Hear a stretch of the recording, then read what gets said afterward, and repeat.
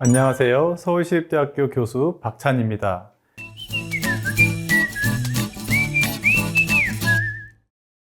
이번 시간 저와 함께 기후변화로 인한 생태계 변화에 대해 알아보겠습니다. 태양에서 오는 에너지가 지구 표면에 흡수된 뒤 다시 우주로 방출되지만 온실가스가 이 에너지를 가둬 지구 온도를 상승시킵니다. 주요 온실가스로는 이산화탄소, 메탄, 이산화질소, 그리고 여러 산업가스들이 포함됩니다. 이러한 가스들이 증가하면 지구의 온난화가 가속화됩니다. 매년 화석연료 사용과 토지 이용으로 약 35기가톤의 탄소가 배출되며 이 중 10기가톤의 탄소가 대기 중에 축적됩니다. 나머지 11기가톤은 식물과 토양에, 10기가톤은 해양에 흡수됩니다. 전체적으로 배출량이 흡수량보다 많아 탄소 해산의 불균형이 발생하고 있습니다. 이 불균형이 기후변화의 주요 원인입니다. 기온 상승으로 인한 폭염과 열대와 같은 극한 기상현상이 더 빈번해지고 집중호우와 태풍의 강도도 증가할 것입니다. 예를 들어 여름철 도심에서는 40도 이상의 폭염이 자주 발생하고 밤에도 기온이 25도를 넘는 열대현상이 이어질 가능성이 큽니다. 이로 인해 농작물의 피해와 건강 문제가 심각해질 수 있습니다. 또한 해수면 상승으로 해안 지역에서는 침수 위험이 커지고 우리나라는 고온 현상이 3배에서 6배 더 증가하여 아열대 기후가 확산될 것으로 예상됩니다. 기후변화는 환경, 경제, 사회에 복합적인 영향을 미치며 다양한 변화를 초래합니다.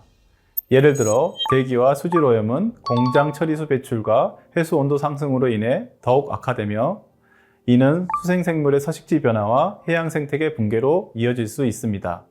농업에서는 이상기후로 작물 생산량이 감소하고 가뭄과 홍수로 인한 피해가 커집니다. 경제적으로는 에너지 수급 불안정으로 인해 전력 공급에 차질이 생기고 제조업에서는 원자재 공급망의 혼란을 겪을 수 있습니다. 금융 부분에서는 기후 리스크가 증가하면서 보험 비용 상승과 투자 위험이 커지며 국민 생활에서는 폭염과 기후변화로 인해 관광과 레저 활동의 패턴이 변하고 대중교통 수요도 변화가 나타날 수 있습니다. 이 그림은 기후변화 대응을 상징적으로 보여주는 그림으로 1.5도 이하로 온도 상승을 막는 완화와 1.5도 이상의 기온 상승이 도래했을 때 적응하는 전략을 시사합니다. 첫 번째 개구리는 끓는 물에서 벗어나려는 모습을 통해 기온 상승을 미리 막으려는 예방의 중요성을 나타냅니다. 두 번째 개구리는 물이 뜨거워진 상황에 적응하지 못하고 힘들어하는 모습으로 기후변화에 대처하지 않으면 어려움에 처할 수 있음을 보여줍니다. 세 번째 개구리는 ARK라고 하는 배를 타고 적응하는 모습을 통해 기후변화에 적응하는 준비가 필요함을 강조합니다. 즉, 기온 상승을 1.5도 이하로 억제하기 위한 노력이 필요하며 동시에 온도가 더 올라갈 것을 대비해 우리의 사회와 환경이 적응할 수 있도록 준비하는 것도 중요합니다. 기후변화는 사전에 예방하여 피해를 줄여야 합니다. 이를 위해 국제사회는 탄소 중립을 약속하고 있습니다. 탄소 중립은 1.5도, 2도 기후 목표를 달성하기 위해 배출량과 흡수량을 0으로 맞추는 것입니다. 2050년까지 탄소 배출을 0 또는 마이너스로 만들어야 기후 목표를 달성할 수 있습니다. 탄소 배출과 흡수는 주로 생산, 소비, 토지 이용에 의해 발생합니다. 도시에서는 탄소 배출을 줄이기에 인프라 개선과 생활 방식 변화가 필요하며 자연과 기술을 활용한 흡수 증가 방안이 논의되고 있습니다. 이를 통해 도시 공간에도 많은 변화가 예상됩니다. 탄소 중립을 달성하기 위한 노력은 여러 분야에서 구체적인 사례로 나타나고 있습니다. 예를 들어 독일은 재생에너지로 전환하기 위해 대규모 태양광과 풍력발전소를 건설하여 화석연료 사용을 대폭 줄이고 있습니다. 또한 네덜란드는 도시 내 자전거 이용을 장려하고 전기차 충전 인프라를 확충함으로써 교통 분야에서 탄소를 줄이는 데 기여하고 있습니다. 많은 나라에서는 자연을 이용하여 탄소를 줄이고자 노력하고 있습니다. 점차 극심해지는 폭염과 열대야, 그리고 거세지는 집중호우와 태풍 등으로 우리는 기후변화를 체감할 수 있는데요. 이러한 기후변화는 지구의 온도가 상승하기 때문입니다. 기온의 상승을 막기 위해 탄소 배출을 줄이려는 다양한 노력이 필요한데요. 도시 공간에서의 인프라 개선 및 생활 방식 변화가 필요하며, 이를 위해 자연과 기술을 활용한 흡수 증가 방안이 논의되고 있습니다. 여기서 잠깐 깜짝 퀴즈. 다음 지문은 탄소 중립에 대해 설명하고 있습니다. 지문을 읽고 옳은 내용인지 OX로 답을 골라보세요.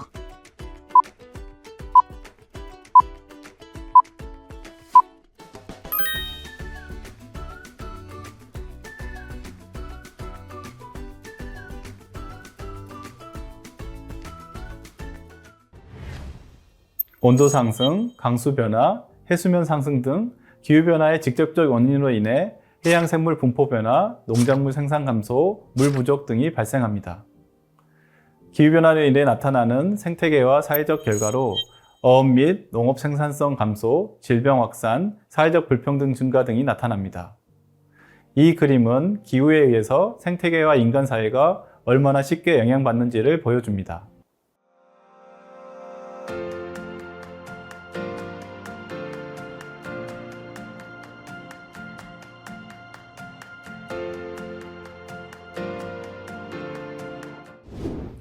다양한 기후 시나리오에 따른 지구온도 상승과 그로 인한 위험을 보여줍니다. 탄소가 적게 배출되는 시나리오에서는 온도 상승이 비교적 적게 유지되지만, 탄소 배출이 많은 시나리오에서는 기온이 최대 4도 이상 상승할 것으로 예상됩니다. 온도가 상승할수록 고유 생태계, 극한 기상현상, 전 세계 영향 등 모든 분야에서 위험이 매우 높아짐을 보여줍니다. 특히 적응 조치가 없을 경우 위험 수준이 매우 심각해질 수 있습니다. 이 자료는 기후변화가 전 세계의 다양한 생태계에 미치는 영향을 보여줍니다. 기후변화는 육상, 담수, 해양 생태계 구조의 변화를 일으키고 종의 분포 변화와 계절적 변화를 초래합니다. 전 세계적으로 높은 신뢰도로 확인된 영향을 볼 수 있습니다. 아시아의 경우 육상 생태계 구조와 종 분포에 높은 영향을 받고 있으며, 담수 생태계에서는 계절적 변화와 종 분포의 변화가 뚜렷하게 나타납니다. 특히 기후변화로 인한 해양 생태계 변화는 해양 생물의 서식지 이동, 산호초 백화, 어류 개체수 감소 등의 문제를 야기합니다. 해수 온도의 상승은 특정 어종의 서식지 변화시켜 기존의 어업 활동을 어렵게 만들며 어획량 감소로 이어집니다. 예를 들어 연어와 같은 내수성 어종은 서식지를 북쪽으로 옮기거나 깊은 바다로 이동할 가능성이 큽니다. 또한 해양 산성화로 인해 조개류와 산호초가 손상을 입어 해양 생태계 전체가 영향을 받습니다. 산호초는 다양한 해양 생물의 서식지로 이들의 파괴는 생태계 균형을 무너뜨리며 이를 기반으로 하는 어업과 관광산업에도 타격을 줍니다. 이러한 해양 생태계 변화는 해안 지역 주민들의 생계에도 직접적인 영향을 미치며 해양 생태계에 의존하는 공동체가 큰 경제적, 사회적 위기에 처할 수 있습니다. 해양 생물 다양성의 감소는 식량 안보 문제를 악화시키고 해양 자원을 중심으로 발생하는 국제적 분쟁 가능성도 높아집니다. 기후변화는 아시아 지역에서 물 부족, 농업 생산성 저하, 어업 생산성 감소 등의 문제를 초래하고 있습니다. 강수 패턴 변화로 인해 물 부족이 심화되고 고온과 가뭄은 곡물 생산량을 줄여 식량 안보에 위협을 가합니다. 해수 온도 상승과 산호초 파괴로 어업 생산량이 감소하여 어업 공동체가 생계 위기에 처하고 있습니다. 또한 열대 감염병 확산과 열 스트레스가 건강에 큰 영향을 미치고 있으며, 해수면 상승과 자연재해로 인한 도시와 기반시설이 홍수와 폭풍 피해에 매우 취약해지고 있습니다. 이러한 변화는 경제적 손실을 초래하며 인간 건강, 복지, 식량 안보에 심각한 위협을 가합니다. 산림과 농업 생태계는 기후변화로 인해 재배 가능한 작물과 산림수종의 분포의 변화가 있으며 이는 생태계 전반의 탄소 흡수 능력과 생산성에 영향을 미칩니다. 산림에서는 임령 증가와 산림재해가, 농업에서는 고온 스트레스와 병해충 증가가 주요 취약한 요인으로 작용합니다. 특히 산림 탄소 흡수량 감소와 작물 생산성 저하가 감찰되며 이는 식량 안보와 생태계 복원력에 큰 영향을 미칩니다. 이러한 변화에 대응하기 위해 산림 관리 강화와 기후 적응형 농업 기술 개발이 필요합니다. 또한 기후 변화에 강한 품종 도입과 병해충 모니터링 강화가 중요합니다. 산림과 농업의 지속 가능한 관리가 기후 변화의 완화와 적응에 핵심적인 역할을 할 것입니다. 해양과 도시 생태계는 기후 변화로 인해 해수면 상승, 해안 산성화, 도시 열섬 현상, 홍수 등의 영향을 받고 있습니다. 해양 생태계에서는 수온 상승으로 어종의 분포가 변화하고 해양 생물 다양성이 감소하며, 도시에서는 극한 기상 현상으로 인해 인프라와 주민 안전이 위협받고 있습니다. 해양 생태계의 취약성을 줄이기 위해 지속 가능한 어업 관리와 해양 보호구역 확대가 필요하며, 도시에서는 녹지 공간 확충과 재난 대비 체계 강화가 중요합니다. 해양과 도시 모두에서 기후 변화에 대응하기 위해 스마트 인프라와 보건 프로젝트가 요구됩니다. 이러한 종합적인 접근을 통해 해양과 도시 생태계 회복력을 높이고 기후 변화에 적응할 수 있는 지속 가능한 시스템을 구축해야 합니다. 우리가 살고 있는 지구. 이 지구에 많은 변화가 일어나고 있습니다. 그중 가장 큰 변화는 바로 기후변화입니다. 이런 기후변화는 왜 생기게 된 걸까요? 기후변화는 육상 생태계, 담수 생태계, 해양 생태계의 구조를 변화시킵니다. 기후변화에 적응하기 위해 우리는 무엇을 해야 할까요? 여기서 잠깐! 깜짝 퀴즈! 다음 지문은 기후변화로 인해 나타나는 해양과 도시 생태계의 변화에 대해 설명하고 있습니다. 지문을 읽고 옳은 내용인지 OX로 답을 골라보세요.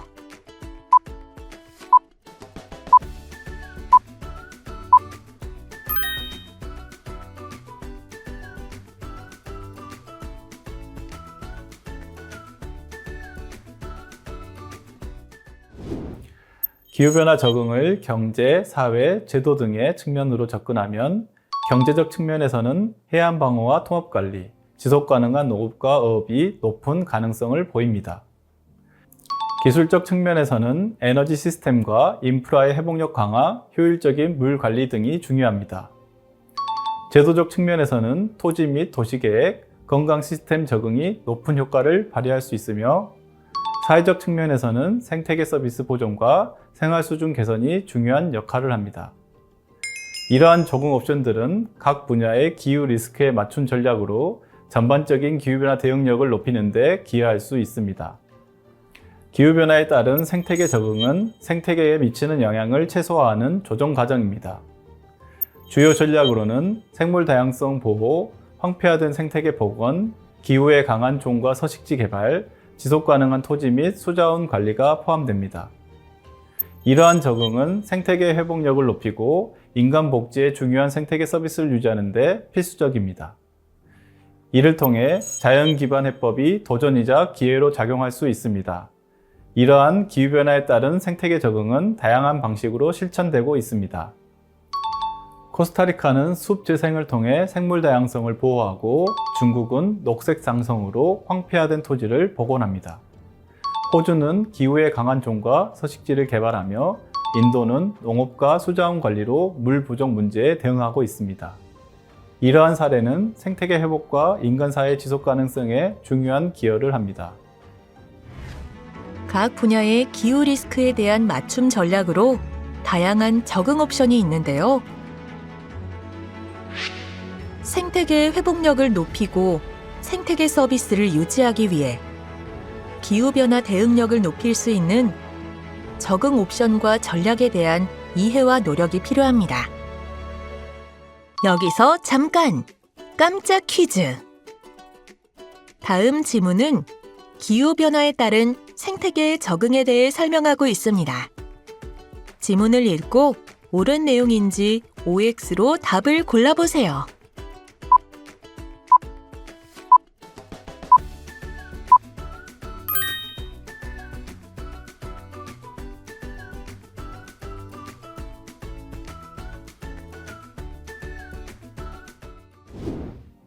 자연기반 해법은 생태계를 보호하고 복원하여 기후변화와 같은 사회적 문제를 해결하는 접근법입니다. 해양 생태계 복원은 맹그로브 숲과 해초밭을 통해 탄소를 흡수하고 해안 보호 및 홍수 위험을 줄입니다. 산림 보호는 탄소 흡수와 생물 다양성 증진을 촉진하며 아마존 보호와 제조림 프로젝트가 대표적입니다. 습지 관리는 홍수 조절과 물 정화 역할을 하며 극단적인 수자원 문제에 대응합니다. 도시에서는 녹지 공간과 녹색 지붕을 통해 열섬을 완화하고 농업에서는 지속 가능한 기법으로 탄소 흡수력을 높입니다. 이러한 방법은 기후 적응력 향상과 더불어 생태계 서비스 유지 및 지역 사회의 경제적, 사회적 혜택을 제공합니다. 자연기반 해법은 환경 보존과 경제적 발전을 동시에 달성할 수 있는 지속 가능한 해결책입니다. 자연기반 해법은 기후변화로 인한 다양한 위험 요소에 대응하기 위한 접근법입니다. 주요 위험 요소로는 폭우와 같은 극한 강수, 해안재해, 가뭄, 기온 상승 등이 있으며 NBS는 이를 완화하고 노출을 줄이는 데 중점을 둡니다. 예를 들어 해안 지역에서는 맹그로브 숲 복원을 통해 해안 침식을 방지하고 도시 지역에서는 녹지와 습지를 조성해 폭우로 인한 홍수를 줄입니다. 또한 기온 상승에 대응하기 위해 도시 내 녹지 공간을 확장하여 열섬 현상을 완화하고 가뭄 지역에서는 물 보존 및 효율적인 관리를 통해 물 부족 문제를 해결합니다. 이러한 대응 전략은 사회적 취약성을 줄이고 생태계 회복력을 강화하는 데 기여합니다. 폭염 대응 전략으로는 도시 내 녹지 공간 확대가 중요한데 공원, 가로수, 옥상 정원 등을 늘려 열섬 현상을 완화하고 기온을 낮춥니다. 물 관리 시스템은 분수대, 인공호수 등을 통해 공기를 냉각하고 더위를 줄이는 데 도움을 줍니다. 또한 반사 효과가 높은 쿨루프와 쿨 페이브먼트 같은 냉각 인프라를 구축해 열 축적을 방지하고 공공 냉방 시설을 제공하여 시민들이 더위를 피할 수 있는 공간을 만듭니다. 홍수 대응 전략으로는 빗물이 땅으로 스며들 수 있도록 투수성 포장을 사용해 배수 부담을 줄이고 도로 침수를 예방합니다. 빗물 정원은 빗물을 모아 자연적으로 지하로 스며들게 하여 빗물 유출량을 줄이고 옥상 녹화는 빗물을 저장함과 동시에 도시 온도를 낮추는 역할을 합니다. 도시하천 복원은 홍수 시 물을 흡수하고 분산시키는 역할을 하며 생태계를 복원하고 생물 다양성을 증진시키는 동시에 시민들에게 자연 휴식 공간을 제공합니다. 이러한 폭염과 홍수 대응 전략은 기후변화로 인한 도시의 위험을 줄이고 회복력과 지속 가능성을 높이는 중요한 방법입니다. 이런 녹지 공간의 기능을 최대한 활용하기 위해서는 의사결정 과정에서의 체계적인 접근과 녹지의 경제적, 사회적 가치 상승이 중요합니다. 이를 위해 정부와 도시 설계자들은 기후변화 위험을 사전에 고려한 녹지 관리 정책을 수립하고 시민 참여를 촉진하여 녹지 공간의 효율성을 높이는 것이 필요합니다. 더불어 녹지의 사회적 가치를 인식하고 장기적으로 투자함으로써 도시의 기후 적응력을 강화할 수 있습니다. 결과적으로 기후변화에 대응하는 도시계획은 녹지의 다기능적 가치를 극대화하며 생태계와 인간 사회가 지속 가능하게 공존할 수 있는 방향으로 나아가야 합니다. 기후변화 문제는 단순한 대응이 아니라 진단, 계획적 복원, 지속적 관리의 단계적 접근을 통해 해결해야 합니다. 먼저 기후변화로 인한 위험 요소와 영향을 철저히 진단하여 구체적인 문제를 파악하는 것이 중요합니다. 이를 통해 명확한 목표를 설정하고 과학적인 데이터를 바탕으로 분석하여 기후 위협을 줄이기 위한 해결 방안을 마련할 수 있습니다. 이 단계에서는 생태계 복원과 기후 적응 전략을 체계적으로 계획해야 하며 도시별로 맞춤형 대응 방안이 필요합니다. 계획적 복원 과정에서는 다양한 생태계 서비스와 사회적 요구를 통합적으로 고려하여 녹지 조성, 자연 기반 해법, 지속 가능한 인프라 구축 등을 통해 생태계를 복원하고 기후 변화에 적응할 수 있는 구조를 만들어야 합니다. 이러한 복원 과정에서 비용, 이익 균형을 고려하여 경제적 타당성을 평가하고 장기적으로 이익을 목표로 삼아야 합니다. 관리 단계에서는 모니터링과 거버넌스가 핵심입니다. 기후변화는 시간이 지남에 따라 변화하는 특성이 있기 때문에 지속적으로 모니터링하여 효과를 평가하고 필요한 경우 적응적 관리를 통해 전략을 조정해야 합니다. 또한 여러 이해관계자가 참여하는 포괄적 거버넌스 시스템을 구축하여 지역사회, 정부, 학계, 기업 간 협력을 통해 지속적인 관리와 개선이 이루어져야 합니다. 이러한 접근은 사회적 도전 과제에 대응하며 복잡한 기후 문제를 효과적으로 해결할 수 있는 통합적 관리 방안을 적용하는 데 필수적입니다. 기후변화 대응은 단기적인 성과가 아닌 지속 가능한 발전을 위한 장기적인 투자와 관리가 요구되는 과제입니다. 자연 기반 해법은 생태계 보호 및 지속 가능한 관리 복원으로 기후변화 같은 사회 문제를 해결하는 접근법인데요.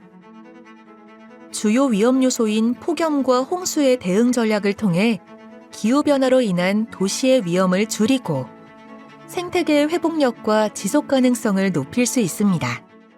여기서 잠깐 깜짝 퀴즈. 다음 지문은 자연 기반 해법에 대해 설명하고 있습니다. 지문을 읽고 옳은 내용인지 OX로 답을 골라보세요.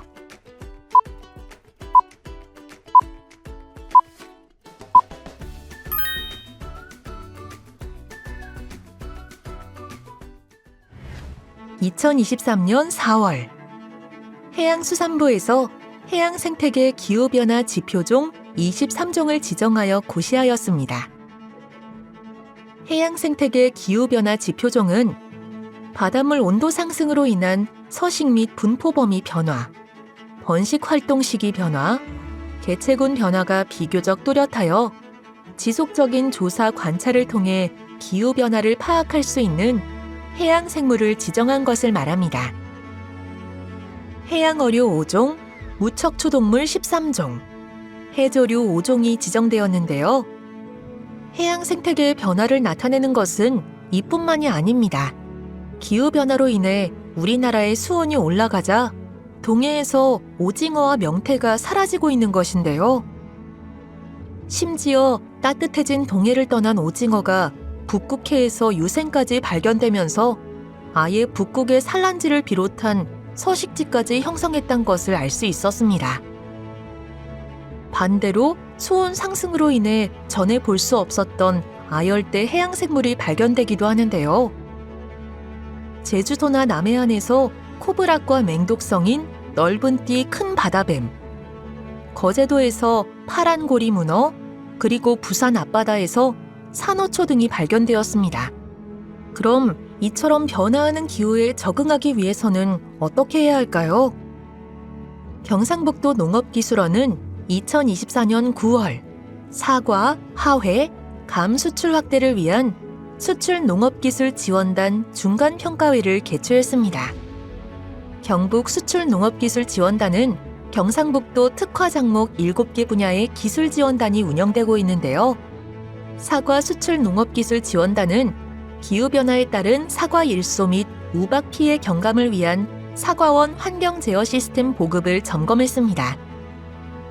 하회 수출 농업기술 지원단에서는 국산 신품종 시범 재배를 통한 재배 면적 확대, 감 수출 농업기술 지원단에서는 기후변화, 고령화 등에 따른 감 수고 낮추기, 종합 방제력 개발, 감 가공품 저탄소 인증제도 적용 절차 등을 검토했습니다. 경상북도 농업기술원은 첨단 기술을 활용한 기후변화 대응 및 융복합 협업을 통한 고부가가치 가공품 개발에 힘써왔는데요. 이와 같이 우리도 지속 가능한 생태계를 위한 노력이 필요할 것입니다.